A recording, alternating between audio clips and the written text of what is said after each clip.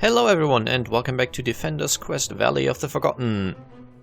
So we went through the first two basically tutorial stages last time. I think there will still be a fair amount of explanations as we go on. I've changed it so that I only get tutorials in new battles, so I won't get them all the time. But there's still a fair amount of new features and stuff that the game will have to explain. Okay, let's start. Yeah, I think normal should work for the beginning. The more difficult challenges, I guess, will eventually give you some nice loot. So I get 100 scrap for the normal version. Casual would only give me 50. The advanced version would give me a wood bow. It's a standard weapon, I guess. The extreme challenge, which I cannot do yet, it's not... You need to level up more, basically. This is meant to be something you come back to later. But doing that would actually give me the Hunter Warrior, which is a sort of unique special weapon. But for the most part, start on normal, and as you level up throughout the campaign, you can come back to earlier battles and do them in higher difficulties to get more rewards. Anyway, let's begin. This doesn't look good. I take it this is your first execution? Execution? Yep. In a second they're going to open those gates and hordes of monsters are going to come in and eat us. So we're just going to die? Yeah, welcome to the pit. I don't know about you, princess, but I intend to go down swinging. Wait, if we're going to die we should at least know each other's names. I'm Azra. Swell to meet you, I'm... Nah, let's keep Keto. I don't know what I used to call her, probably... Did I call her Jin? Probably did. It's one of the ranger heroes from Guild Wars. A nomad huntress, cynical and world-weary. What are you doing? Feels weird, doesn't it? I feel like when I had the plague. When I thought I was dying. Like I was halfway there. Well, instead of dying, let's kick some butt. I find it preferable to death, generally. Okay, I now have two different classes. Let's just pause this quickly. So let's first put down Slack, as always. I can only put them on these brighter tiles. I can't put them on the path, obviously, and there will... In most battles, there will be a limitation on where I can put defenders. So I can put him here, cannot put him here. And we also have a ranger now. Rangers cost more psi to deploy, and I believe also more to upgrade. But they also have ranged attacks, as you can see. So obviously this map, because it's the first one where you get rangers, is designed with rangers in mind. So there's this position which is pretty much ideal, because rangers not only have a maximum range, they also have a minimum range. So they can only hit stuff that's inside this ring. And if I boost her, the outer ring actually gets bigger, but the minimum range stays the same. So like this. And I can also boost Slack once, and then let's start. And you see these red guys? Mouse over the waves above to get more details. Okay. For instance, these red enemies can fight back. Okay, fair enough. The game explains it for me. Also note this symbol. That's where this wave will spawn. So yeah, the colored symbol behind tells you which entry that wave will come from. Actually, let me just quickly go and make the SFX a little...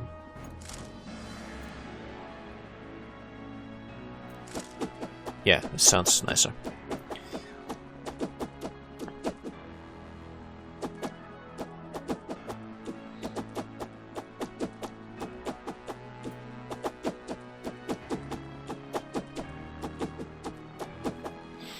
So for now Slack could hold his own, but I believe as the waves become more intense, our ranger will actually have something to do as well.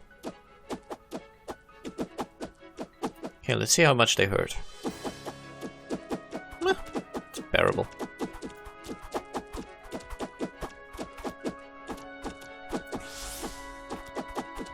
But as you can see, Slack is actually slowly getting damaged, and he will eventually die.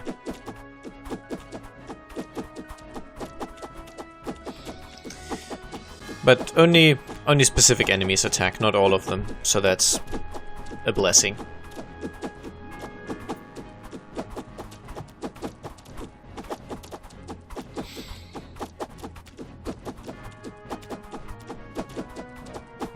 And as you can see, currently my characters are just about strong enough to handle this challenge, so obviously I could not yet deal with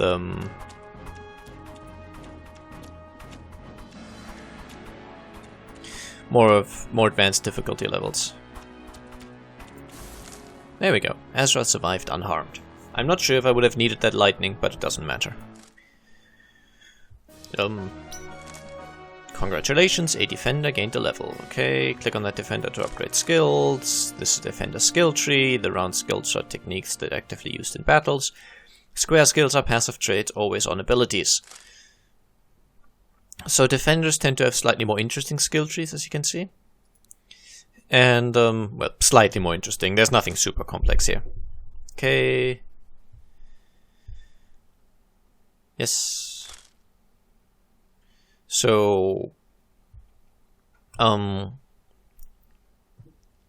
yeah, round icons are active skills that they can use, and the square ones are passive. So, I wanted to make a point. Oh yeah, as opposed to Azra, who unlocks new skills as the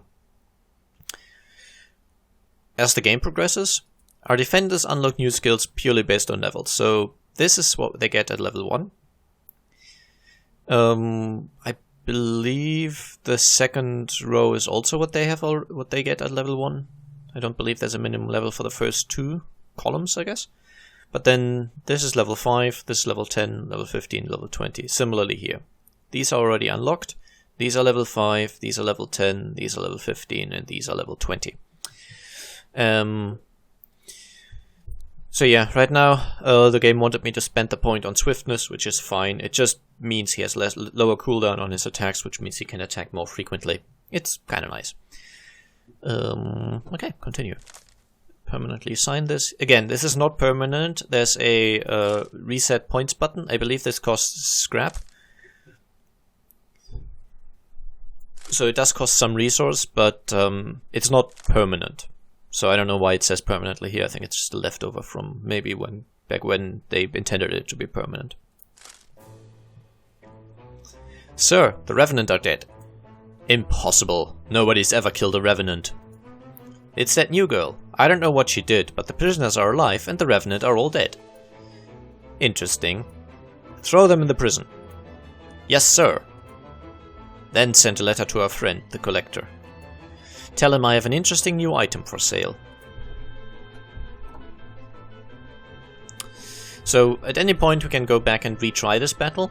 There's not much point to redoing the first 2 battles, but these, as you can see, I've got 1 star for normal difficulty. I could still get the advanced and extreme stars, but right now my characters just aren't strong enough, so let's move to the prison instead.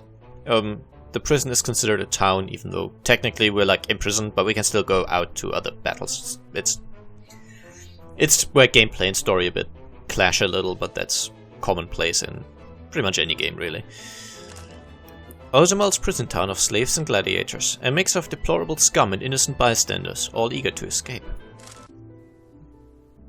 Okay, what did you do? I felt like my heart was being pulled in 2 directions at once. Sorry, but I don't really know. All I know is it works. We're alive, though. That's gotta count for something, right? Alive and going insane, apparently. Ye gods, I need a drink. That makes 2 of us. Psst, Azra, over here.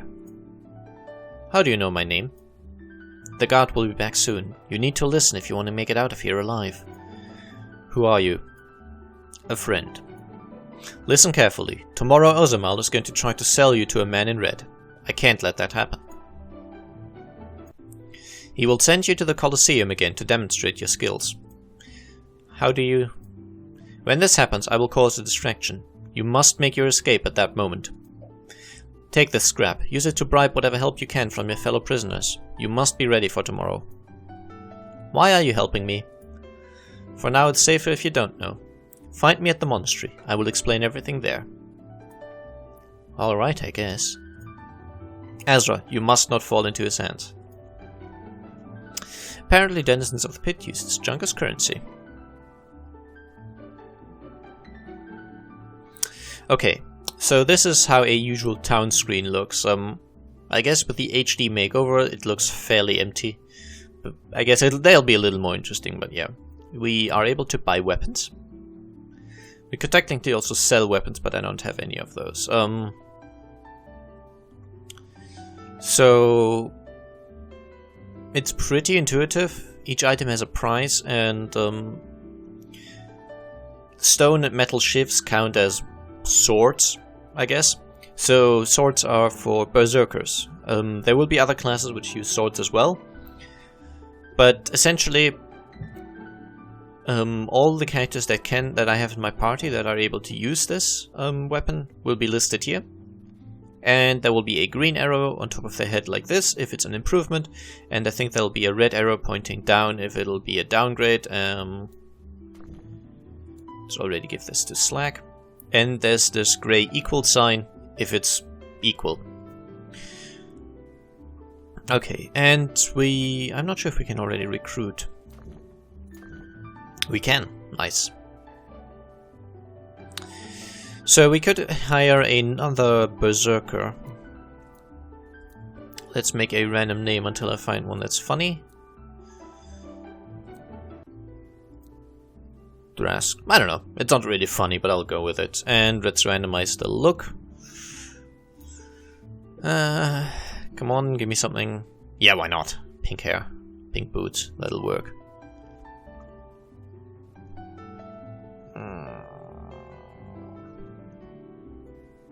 Okay, let's hire one.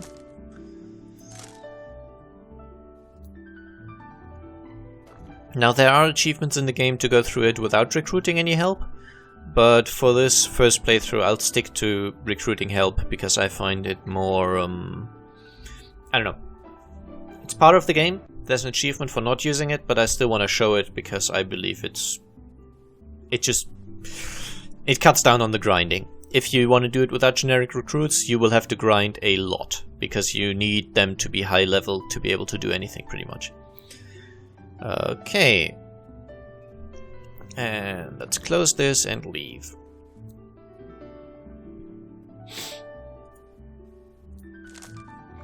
And once again, normal difficulty should be ample. Maybe should have bought another character, but we're fine, I think. We should be okay.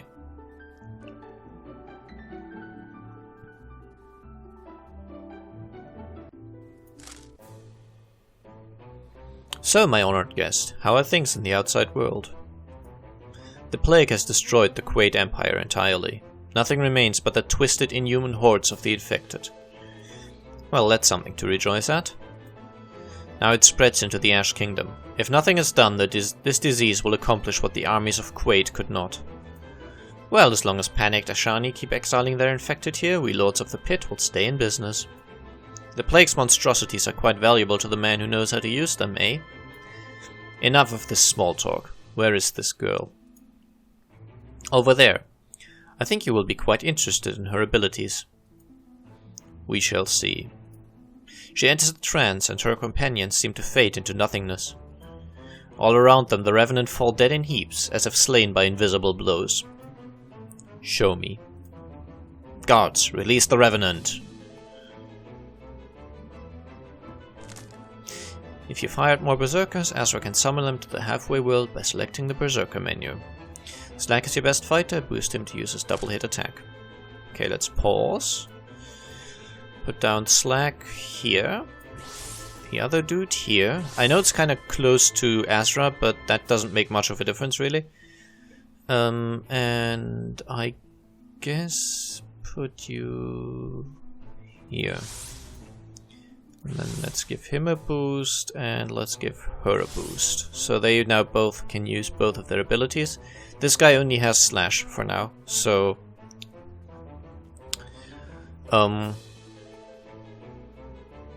boosting him will still improve his stats, but it won't improve his... it won't give him a new skill. Okay, let's go 2 times speed until the hordes are actually there, and then go back to 1 time speed.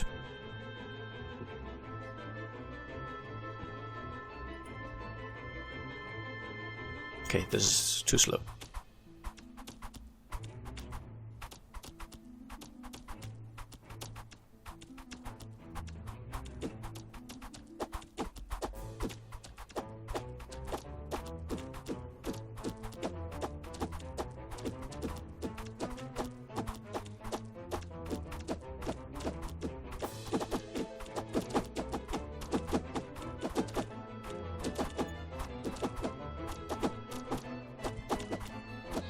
Oh dear, the snail things. I remember them being a bit nasty because they're very fast.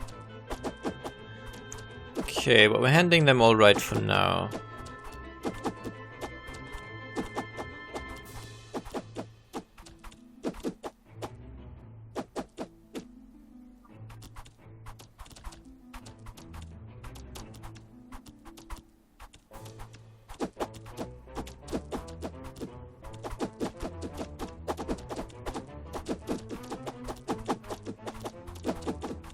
I think I'll boost him again.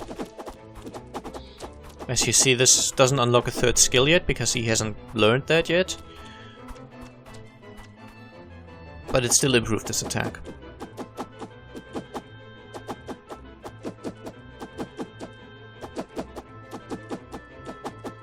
There we go. Azra survived unharmed.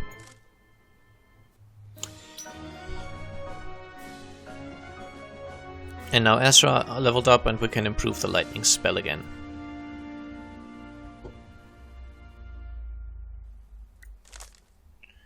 This permanently assign.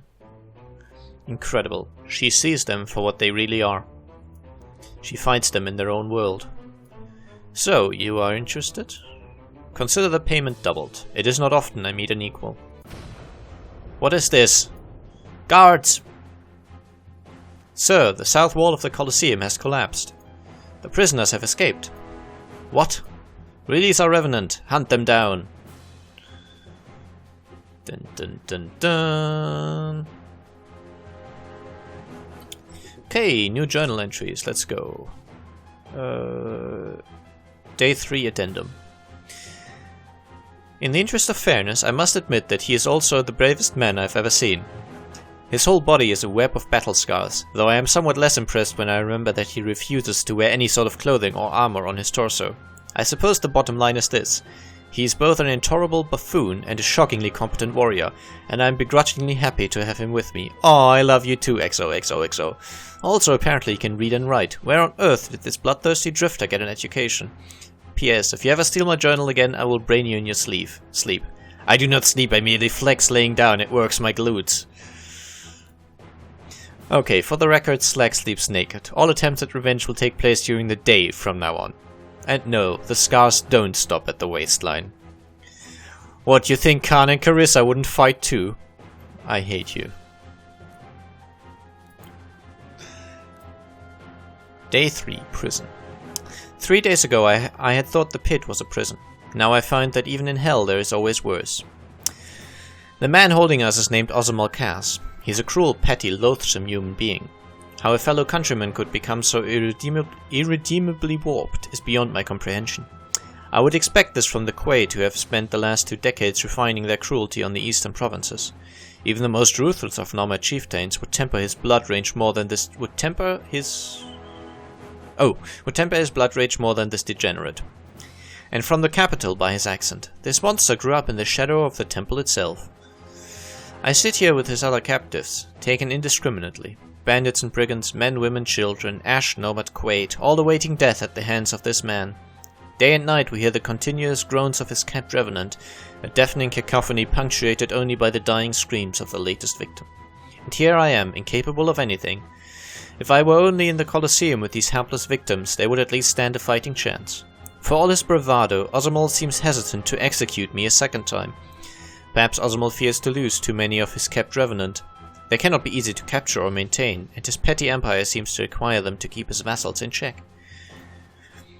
The words of my mysterious helper echo constantly in my mind. Ozamal wishes to demonstrate my skills to a man in red. Who is this man in red? And who is this mysterious stranger so intent on saving me? Why am I of any importance? In this torrent of questions I am certain of one thing.